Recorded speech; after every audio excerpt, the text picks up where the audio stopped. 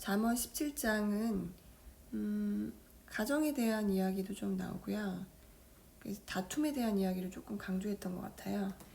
오늘 제가 주목됐던 말씀은 9절 People may do bad things to you if you want them to love you. Do not remember those bad things. Remember that those bad things can cause a quarrel among very good friends. 그 quarrel에 대해서 그 전에 이제 bad things에 대해서 이야기했는데 만약에 이제 어떤 그 공동체 안에서 그 bad things를 이제 발견했어도 만약에 이제 그들을 사랑하길 원하면 그 bad things를 기억하지 말라고 써있네요. 그러니까 이제 우리는 옳고 그름에 대한, 그러니까 이상하게 저도 이제 신앙생활 하면서 분별에 대한 것들이 이제 말씀 속에 주어지다 보니까 옳고 그름을 어떤 그 관계 가운데에서 어떤 사람이 행동할 때 그때도 정죄감을 갖게 되는 것 같아요. 저는 좀 그랬던 것 같아요. 그래서 어떤 이제 공동체 안에서 이벤트가 일어나고 그랬을 때 이제 그 일이 선하냐, 그러니까 옳은 것이냐 아니냐에 대한 그런 이제 분별을 하면서 자연스럽게 정죄감까지 같이 오게 되잖아요. 그런데 만약에 이제 그 사랑하길 원한다면 기억하지 말라는 거죠. 그 bad things에 대해서. 왜냐면 그거는 그 어떤 좋은 관계 가운데서 다툼을 일으키게끔 만들어준다는 거예요. 그래서 요즘 이제 제가 드는 생각은 그 옳고 그름에 대한 부분, 그러니까 성경적으로 옳으냐 아니냐는 물론 따지는데 그랬을 때 그 뒤에 사후 방법은 기억하지 말고, 왜냐면 하나님도 다툼을 싫어하시기 때문에 또 하나님은 평화의 왕이시잖아요. 그래서 그러니까 그 잘못을 그냥 놔둠으로 인해서 그 공동체가 망가지는 거, 그건 말도 안 되는 이야기지만 그게 아니고 어떤 사랑으로 품을 수 있다면 우리가 사랑의 그 어떤 후속 처리가 더 우선순위가 되지 않겠냐, 이런 말씀으로 저는 이해를 했고요. 그래서 remember 하지 않는 거, 저한테 혹시나 잘못한 일이 있었을 때 그분을 사랑하기 위해서 더 이상 그 bad things, 그러니까 실수한 거나 나쁜 것들에 대해서 다툼을 일으키지 않게 하기 위해서 기억하는 게 좋겠다, 이런 얘기를 하는 거죠. 그리고 이제 또 친구에 대한 얘기 이어서 한번 해볼 건데 17절 보면 A friend loves at all times and a brother is always there to help at the bad times. 전 이걸 되게 깊이 공감을 했는데 요즘 이제 우리가 너무 이제 바쁜 현대인의 그 시간을 살고 있잖아요. 그러다 보니까 어린아이들도 마찬가지고 그 어떤 진짜 우리가 생각하는 프렌드가 없는 것 같아요. 프렌드가. 여기 보면 모든 시간 all time 동안에 사랑해줄 수 있는 사람이 정말 프렌드라는 거죠. 근데 요즘 이제 저도 이게 제가 성인이 돼서 그런지 모르겠지만 그 어릴 적 친구들의 관계는 참 그 성인 공동체에서 관계하기가 좀 어렵다는 생각도 좀 들고요. 근데 이제 그게 비단 세대의 문제, 시대의 문제인 것 같아요. 그러니까 요즘 아이들도 이렇게 진짜 이렇게 마음을 나누는 정말 진정한 친구는 별로 없는 것 같아요. 그래서 정말 all times, 모든 시간에 우리를 사랑해줄 수 있는 정말 친구가 진짜 있느냐, 이건 되게 복인 것 같고요. 이런 게 이제 시대적으로 서로 믿지 못하고 서로도 여유가 없이 서로 의리 있게 받아주는 그런 시대가 아니다 보니까 결국은 끊임없이 믿어주는 거는 요즘 이제 AI가 등장을 하는데 사람이 아니라서 참 슬프지만 늘 그래도 한 방향으로 그 트러스트하고 있다는 거죠. 그래서 정말로 요즘 이제 참 위기인 것 같아요. 인간이 인간과의 관계를 이제 정말 맺을 수 없는 시대가 되었고 그 자리를 이제 AI가 대체할 수도 있겠다라는, 그러니까 우리가 어떤 마음이 서로 오고 가야 되는데 이제 그 정말 사람 각자 너무 바쁘고 이기적인 거죠. 그러다 보니까 자연스럽게 AI한테 의존할 수밖에 없는 그런 구조가 점점 더 되어가는 게 아닌가. 요걸 보면서 이제 느꼈고요. all time 동안에 이제 한 방향으로 바라봐 줄 수 있는 거는 AI밖에 없죠. 참 슬프게도 그런 뜻이고, 이 brother에 대한 이야기 참 제가 공감했는데, 저에게도 이제 형제가 있어요.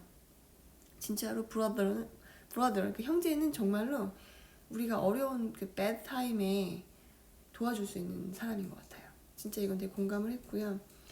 그래서 아이를 많이 낳아야겠네요. 그죠?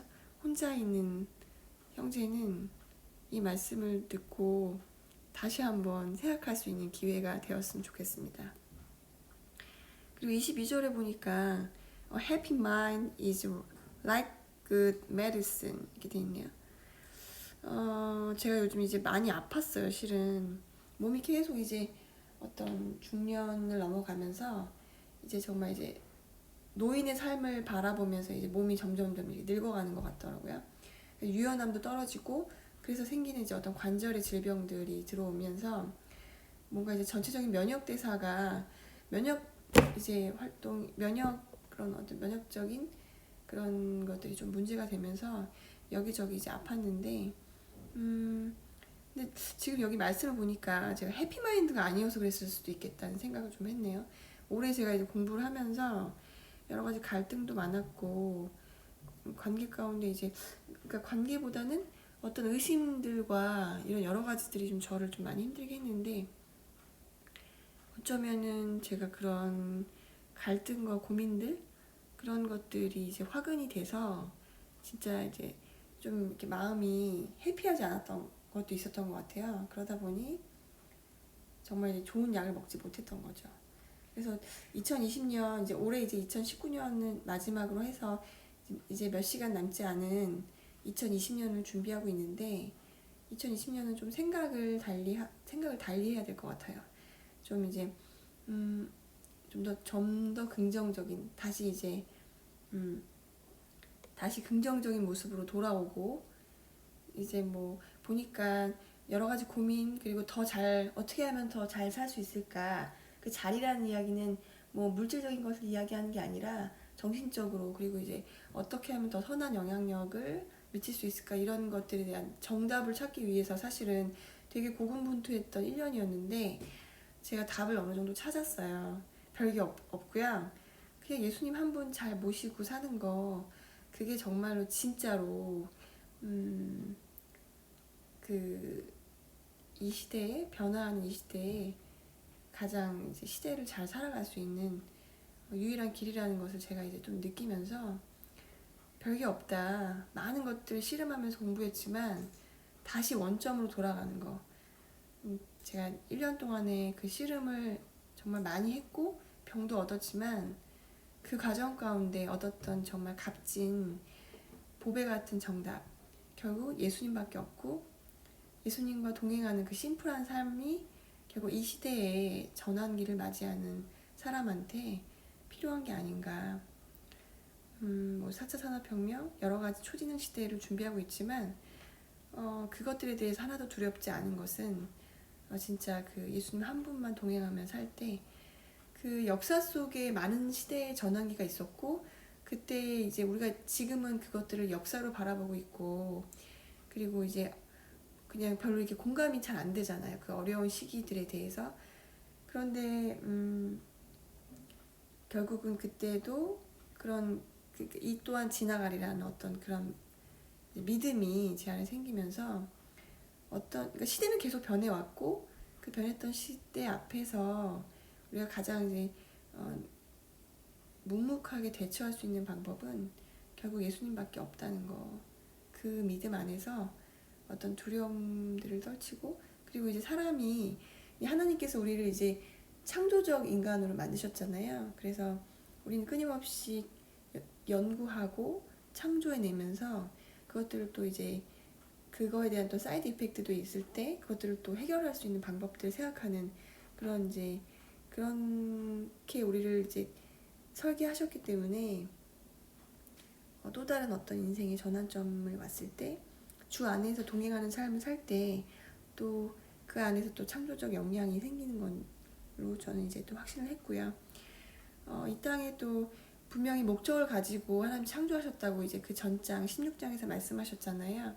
그래서 우리가 어떤 그 하나님의 목적에 맞게 하나님께서는 오늘도 일하시고 오늘도 창조하고 계신 분이시기 때문에 분명히 어디에선가 하나님 또 그런 사람들을 만드셔서 또 새로운 시대에 맞는 또 새로운 일들을 하는 사람들이 준비될 줄 믿습니다.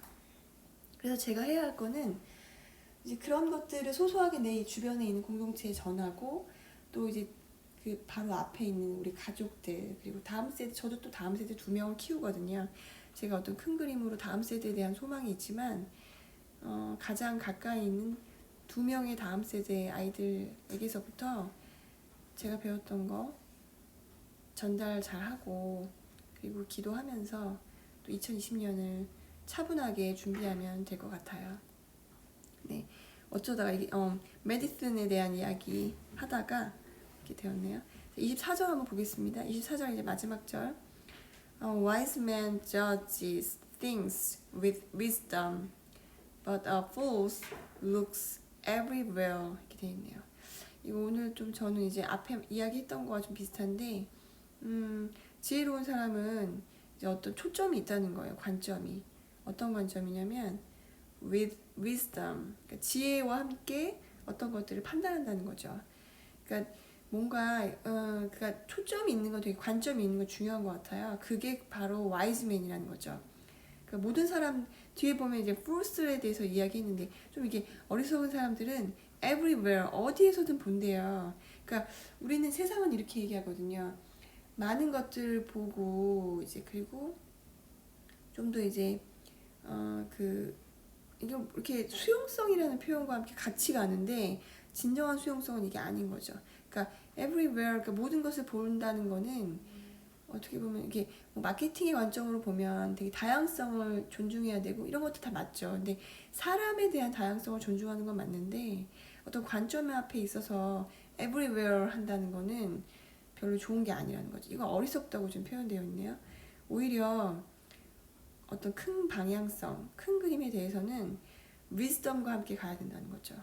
그래서 이제 그 큰 그림 어떤 관점이 분명하게 있고 그 관점 앞에서 이제 판단하는 게 더 지혜로운 사람이다. 어떤 관점이 없이 그건 다양성과 뭐 그런 존중이 아니다.